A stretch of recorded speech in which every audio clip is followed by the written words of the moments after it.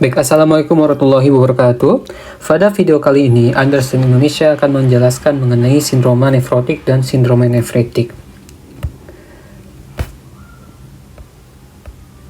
Kita bahas terlebih dahulu anatomi atau histologi dari ginjal, lebih tepatnya dari glomerulusnya.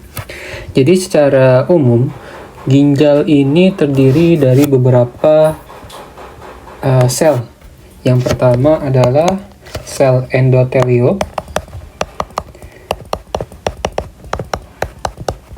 Yang kedua adalah dinamakan dengan smooth muscle cell. Dan yang ketiga adalah epithelial cell. Oke, kemudian biasanya untuk filtrasi itu berasal dari arteriol. Nah, arteriol itu ada dua, ada afferent, kemudian arteriol efferent. Afferent artinya masuk, jadi aliran darah itu yang akan difiltrasi itu masuk, kemudian akan dikeluarkan ke arteriol yang efferent. Kemudian struktur dari glomerulus itu ada yang disebut dengan Bowman kapsul. Jadi ini adalah kapsul Bowman. Kemudian ada space di sini. Ini dinamakan dengan Bowman space. Nah, ada yang menarik dari sel endotel, terutama pada kapiler glomerulus. Kalau kita tarik di sini, bahwa sel endotel dari kapiler itu memiliki keunikan. Apa itu keunikannya? Jadi, kalau kita bayangkan ini adalah sel, maka sel endotelial dari kapiler ini, dia itu berjarak gitu. Jadi ada jaraknya. Dari satu ke satunya lagi gitu. Dari A ke B gitu. Ini adalah sel endotelial dari kapiler glomerulus.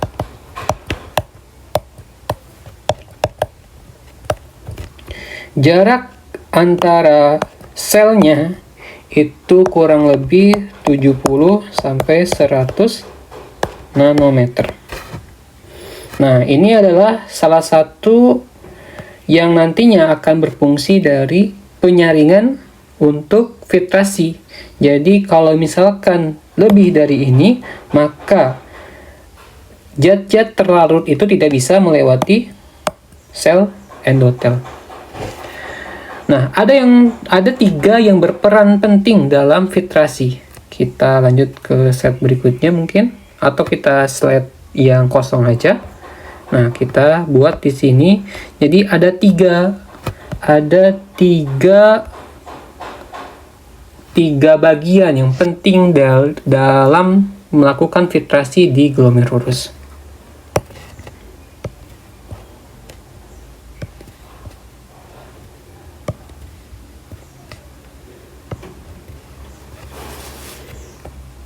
Kita gambar dulu.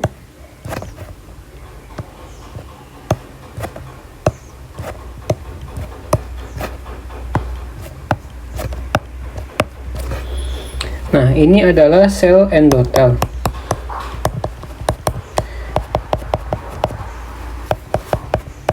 Yang berjarak-jarak yang tadi ya, yang telah dijelaskan.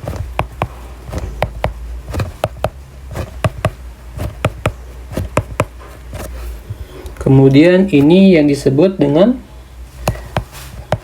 basement membrane. Glomerulus basement membrane atau sering disingkat dengan GBM. Kemudian ini adalah yang dinamakan dengan podosit.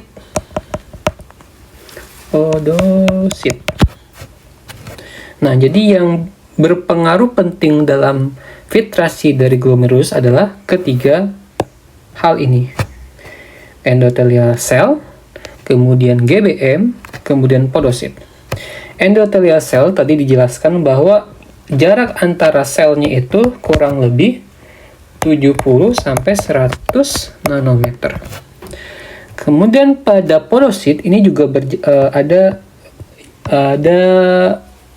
filtration slitnya kurang lebih 30 sampai 40 nanometer. Oke, yang sini ya. Kemudian yang ketiga adalah GBM. Nah, GBM ini kalau dari beberapa penelitian dia memiliki muatan.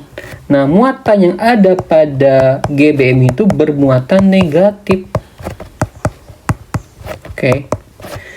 Nah, sehingga dia akan mencegah filtrasi atau masuknya suatu zat terlarut yang bermuatan positif. Nah, apa saja yang bermuatan positif? Salah satunya adalah albumin. Oke. Kemudian kita lanjut ke slide berikutnya. Nah, ini adalah hal yang intinya dari sindroma nefritik dan sindroma nefrotik. Pada nefrotik, ingat-ingat saja, kalau nefrotik itu O, kemudian nefritik itu I. Nah, yang biasanya saya menghafalnya itu O itu mengembung gitu. Makanya klinisnya itu biasanya adanya suatu edema. Nefrotik. Adanya edema dibandingkan I gitu, dibandingkan nefritik. Jadi edema yang ada pada nefrotik itu lebih parah dibandingkan nefritik. Itu intermezzo dulu ya. Nah, kita lihat dari klinisnya. Pada nefrotik yang bermasalah itu terjadinya suatu proteinuria. Oke. Jadi sindroma nefrotik yang bermasalah itu dari adanya suatu proteinuria. Biasanya adanya proteinurianya itu lebih dari 3,5 gram per 24 jam. Makanya nanti itu akan dilakukan tesnya itu selama 24 jam. Jadi urin-urin yang ada, yang telah keluar itu ditampung. Kemudian kita cek urin yang 24 jam. Berapa urin yang, protein yang ada di urin itu kurang lebih kalau nefrotik itu 3,5 gram per 24 jam. Oke, jadi ditemukan adanya protein di urin. Nah, biasanya apa yang bisa ditemukan apabila adanya suatu protein di urin? Kalau teman-teman pernah pernah masak telur, apabila telur itu kan protein nih. Jadi ketika protein itu dikeluarkan dan dia melakukan reaksi dengan oksigen, maka dia akan berbuih. Nah, itu juga sama dengan kaitannya ketika misalkan protein, kita contohkan telur itu kita aduk, kan ketika kita mau masak telur itu kita aduk telurnya, maka kan ada berbuih tuh. Nah, itu adalah salah satu reaksi protein terhadap oksigen. Nah, biasanya pada kasus sindroma nefrotik kan terjadi proteinuria, maka protein itu akan dikeluarkan berbarengan dengan urin. Maka ketika kencing biasanya urinnya itu atau hasil dari tetesan air seninya itu akan berbuih. Nah, itu bisa dikeluhkan tuh sama pasien, misalkan dok, saya datang misalkan dengan kencingnya itu berbuih gitu. Nah, itu salah satu tanda bahwa adanya suatu proteinuria. Nah, akibat dari proteinuria ini apa gitu? Akibatnya terjadi hipoalbuminemia. Kan yang penyusun dari protein kan albumin tuh. Akan terjadi suatu hipoalbuminemia karena protein atau albumin itu dikeluarkan ke urin yang seharusnya tidak gitu. Tadi kan dijelaskan tuh bahwa pada salah satu penyusun dari yang filtrasi dari glomerulus adanya suatu muatan negatif, sehingga seharusnya albumin yang bermuatan positif itu tidak bisa melewati sawar tersebut, sehingga pada kasus nefrotik itu terjadi suatu loss di sana, sehingga terjadi suatu proteinuria yang menyebabkan hipoalbuminemia. Nah, apa klinis dari hipoalbuminemia gitu? Nah, coba. Jadi apa fungsi ketika klinis yang biasanya dikeluhkan ketika terjadinya hipoalbuminemia? Yaitu terjadinya suatu edem. Kenapa edem? Karena albumin ini fungsinya untuk mempertahankan onkotik tekanan gitu. Ketika albuminnya hilang, maka akan terganggu sehingga cairan ini akan keluar gitu. Sehingga akan menyebabkan suatu edema. Nah, ini adalah salah satu klinis ya dari nefrotik. Nah, untuk nefritik itu akan yang paling jelas atau yang paling sering kita membedakan dengan nefrotik. Kalau nefritik itu ada hematuria, ada darah gitu. Ketika kita melakukan pemeriksaan urin, maka ditemukan adanya hematuria gitu, adanya darah pada urin yang seharusnya tidak bisa. Nah, juga biasanya dikeluhkan dengan GFR yang menurun. Ketika GFR menurun, artinya terjadi suatu filtrasi yang berkurang sehingga bisa dikeluhkan oliguria. Urinnya sedikit bahkan tidak ada. Gitu. Urin sedikit bahkan tidak keluar itu. Oke, apakah pada nefritik ini ada edema? Mungkin saja ada gitu, tapi tidak separah nefrotik. Jadi nefritik ini mungkin saja terjadi suatu edema, tapi tidak separah dengan nefrotik. Oke. Nah, kita bahas apa sih penyebab dari sindroma nefritik. Kalau sindroma nefritik, biasanya penyebab yang paling sering adalah GNAPS. Apa GNAPS? GNAPS itu glomerulonefritis akut pasca streptokokal. Nah, ini. Jadi biasanya ada infeksi streptococcus terlebih dahulu yang dimana karena sindroma nefritik ini berhubungan dengan adanya suatu reaksi antibodi antigen antibodi yang menyerang apa? Yang menyerang GBM. Nah, ini ya, yang menyerang GBM. Nah, itu adalah salah satu etiologi dari nefritik. Nah, streptococcus ini biasanya yang dikeluhkan oleh pasien, dia keluhan sebelumnya adanya suatu peradangan atau nyeri tenggorokan, demam. Nah, ini adalah salah satu gejala dari streptococcus itu. Nah, biasanya dari terjadinya suatu infeksi yang pertama ya, yang streptococcus ini menuju gejala sindroma nefritik itu berapa lama?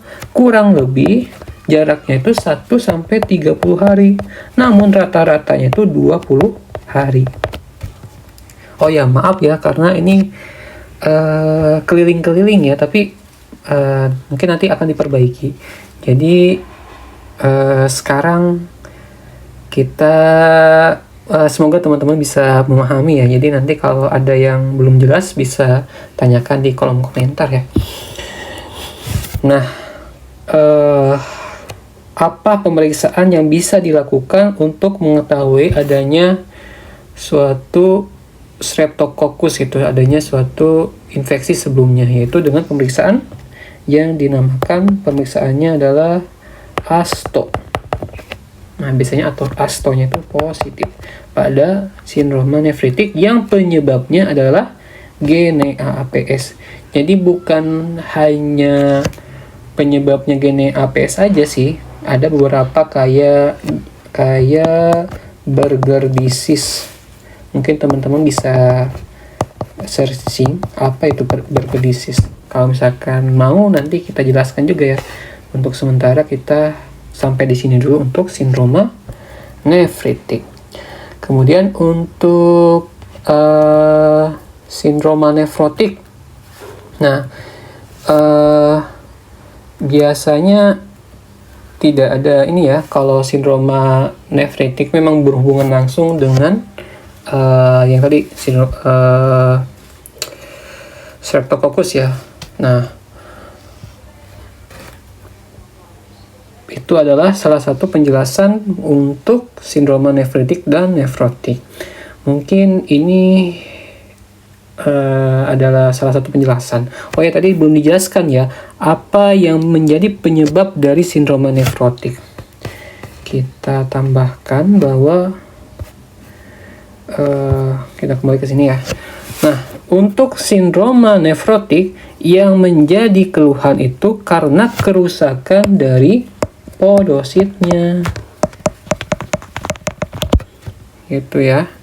Jadi biasanya yang menjadi keluhan dari sindroma nefrotik adalah kerusakan podosit. Sedangkan kalau nefritik itu adalah kerusakan dari kompleks basal membrannya gitu. Mungkin sekian untuk video kali ini. Apa saja yang mau dibahas oleh teman-teman bisa ditanyakan atau ditambahkan di kolom komentar. Nanti kita akan bahas untuk video selanjutnya.